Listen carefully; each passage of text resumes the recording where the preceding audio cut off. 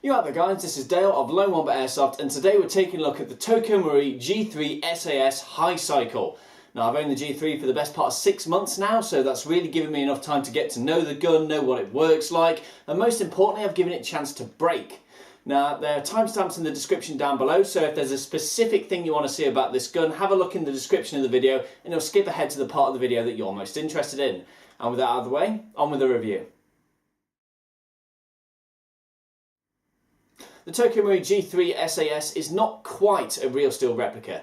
Whilst it is true that the British SAS did use shortened G3 rifles such as the G3 KA4 and the MC51, they had noticeably longer outer barrels than this version just here. And even then, firing a 7.62 out of a lightweight, short-barreled rifle led to recoil problems, which eventually led the SAS to drop them in favour of the HK53 submachine gun. The SAS here clearly takes design inspirations from the MC51, however the main difference is the fact that the outer barrel is much shorter. What really sells this is the fact that it's not a legit version of the G3 is the charging handle. This is way too short to be legit.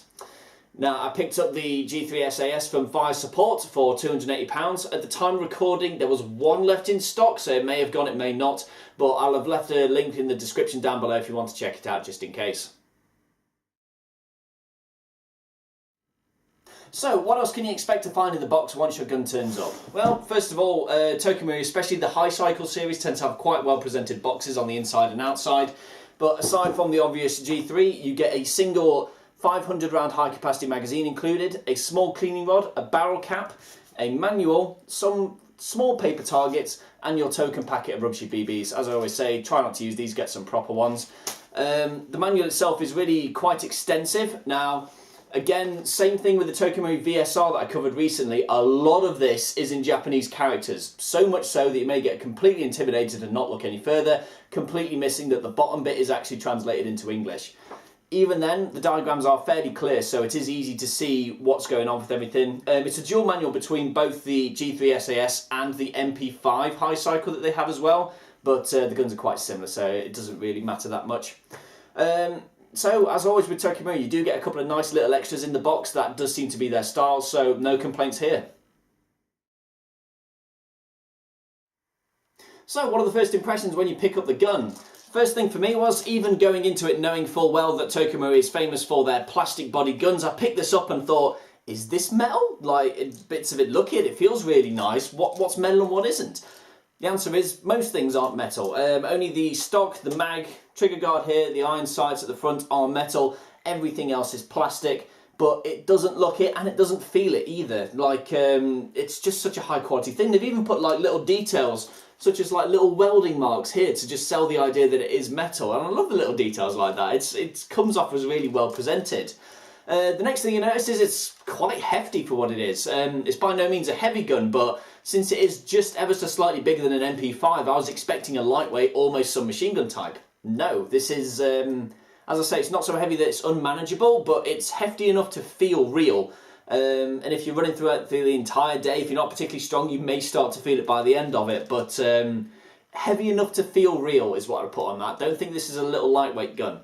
The next thing I noticed personally is that it's not particularly friendly for left-handed shooters, but we'll go into that in the next section. So going over some of the features of the gun then, starting right at the back with the adjustable buttstock. It's operated by pressing this tab just underneath it, and you can extend it to 3/4 fully, you can remove it entirely, or collapse it completely in on itself. Now one thing I don't like about this is not the fact that it's got a rubberized texture on it, that's quite nice, but it's just that this is too small. The actual surface area of the back of the buttstock, it just means that you can't ever get a quite comfortable shoulder into it. That needed to be a bit bigger.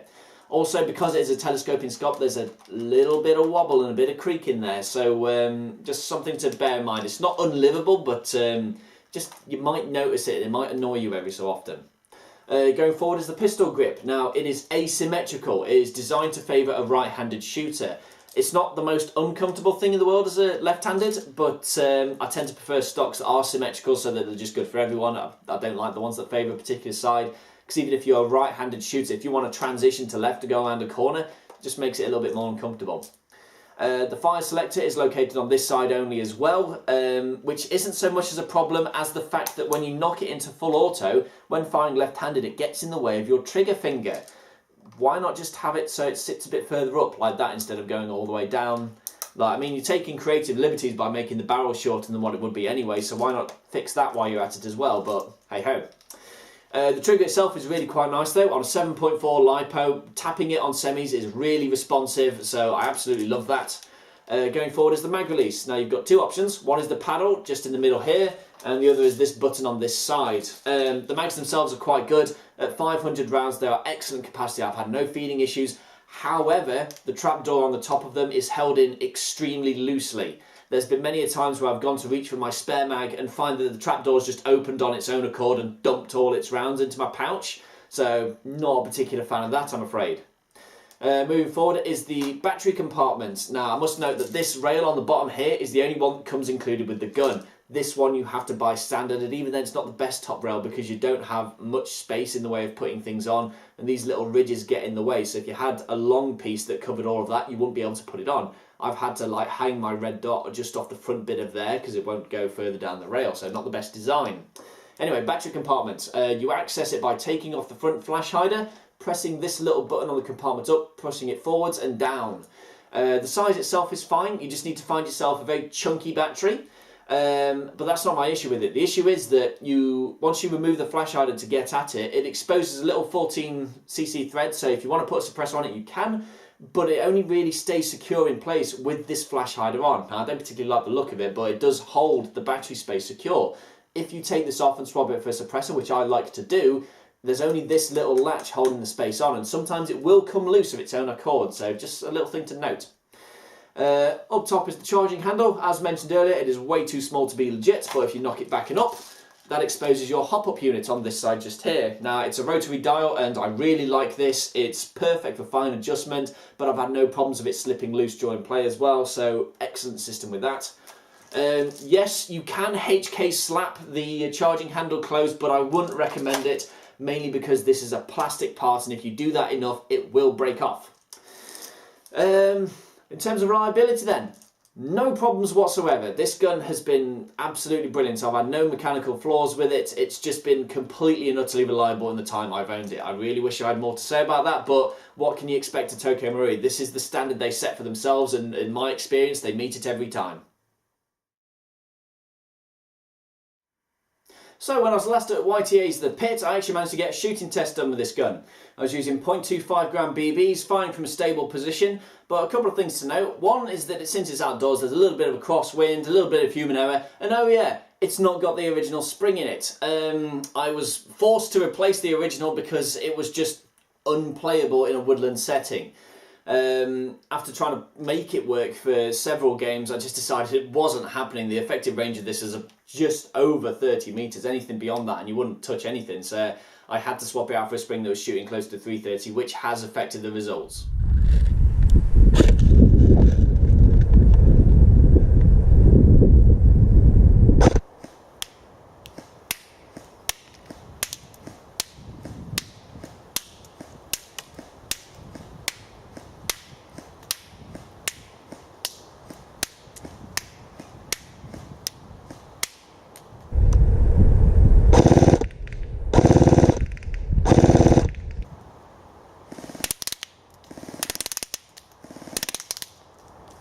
So, as you can tell from the shooting test, the results were pretty damn good. And also, in my eyes, completely inaccurate and oversells the gun as standard. I'm not saying the base gun was inaccurate by any means, but with the effective range being about 30-40 metres, anything beyond that and the rounds simply would not reach them, this is not indicative of what the base gun will do. However, I did feel personally that it would be more weird for me to not include a shooting test at all than to show one that was invalid. So I'd much rather show you guys how it actually fires as opposed to not do it at all, so I hope you can understand that. Also, I hope you can understand why I had to swap out the spring when I explained what it was shooting originally. Usually I do a chrono test at the same time as my shooting. Obviously it has a different spring in it, so that was invalid. But luckily, TM tests all their guns before they send them out. It's actually written on the box. It was originally shooting 255 FPS when it was brand new, which is quite low in its own right. But at the time I swapped it for the spring, it was actually down to 220 FPS, which is unusable in woodland. So hopefully you can understand my decision for having to swap out the spring. So where do you want to be on the airsoft field to get the absolute most out of this gun? If you were expecting to buy a does everything AEG, this is not it, unfortunately. I'll go one further than saying it's relegated to a CQB role. I would say this is relegated to an indoors only role. Just because the FPS dictates it so. Once you're out in the actual woodlands in the fields and you just can't reach your targets most of the time. Anything beyond 40 metres, good luck. You might as well just wave and hope they just leave because you're not touching them with this gun. Indoors, however, the trigger is very responsive. You've got a very high capacity magazine, a very high rate of fire, and you are absolutely guaranteed to pass every indoor site's chrono test. So yeah, this is definitely one for the indoors. You can try taking it woodland, but you're not going to have a great amount of fun with it if you do. So ultimately then, would I recommend buying the Tokyo Marui G3 SAS High Cycle? Now, whilst I have enjoyed my time with the gun, despite the general downbeat tone of this video, I'd only recommend it to people if they knew exactly what they were buying. If you wanted a does everything workhorse AEG that you can take to every site and have fun with it, this is not it, unfortunately. This is very much an indoors only CQB type gun. If you like long range kills or even mid range kills, to be fair, you're probably not going to have that much fun with this. If, however, you're more of a close range in your face CQB room clearing situation, then this is definitely one you should look at. You've got quick trigger response, high rate of fire, high capacity, very compact gun. Definitely worth looking for if you're in an indoor setting. But for everything else, I'd say avoid, to be honest. Now, I do hope you've enjoyed my video review of the Tokyo Marui G3 SAS High Cycle. If you've got any questions you'd like to ask me or feedback you'd like to give, leave them in the comments section down below and I'll get back to you as soon as I can. And until next time, this has been Dale of Lone Wombat Airsoft.